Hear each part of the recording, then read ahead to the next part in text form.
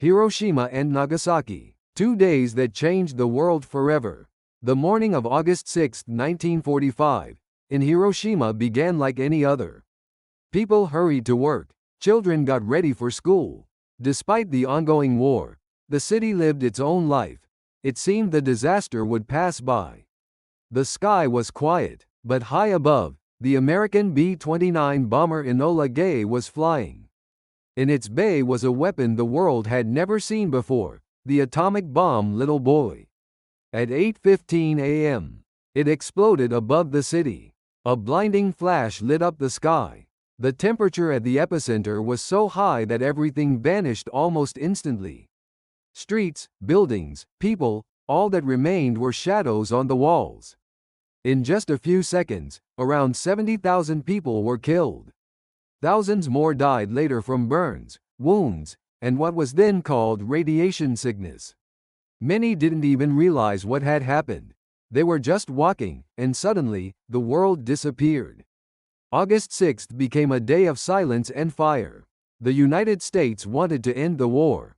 Japan had not surrendered. Someone made the decision. One strike, one flash, to frighten and stop. But along with the war, destinies, homes, and futures burned. Just 3 days later, on August 9, 1945, history repeated itself. The American B-29 bomber Boxcar dropped a second atomic bomb, Fat Man, on the city of Nagasaki. Originally, the target was the city of Kokura, but due to poor visibility, the plane turned to the secondary target. The bomb was even more powerful than the one that destroyed Hiroshima. Its plutonium core detonated with a yield of about 21 kilotons over Nagasaki's industrial district. The surrounding mountains partially contained the blast zone, but the consequences were still catastrophic. At the moment of the explosion, between 35,000 and 40,000 people died. By the end of 1945, the total number of victims had exceeded 70,000. Most of them were civilians. Nagasaki, an industrial hub, was devastated, and its residents suffered from an illness that at the time was barely understood. On August 15, Japan announced its surrender. World War II had ended, but the price was beyond comprehension.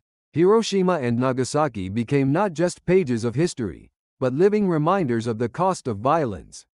The cities had to start from nothing. People returned, rebuilt homes, and folded 1,000 paper cranes in memory of the dead. They did not seek revenge. They stayed silent, and they remembered. Today, Hiroshima and Nagasaki are symbols of peace. Every year, on August 6 and 9, voices are raised that the whole world must hear. Never again.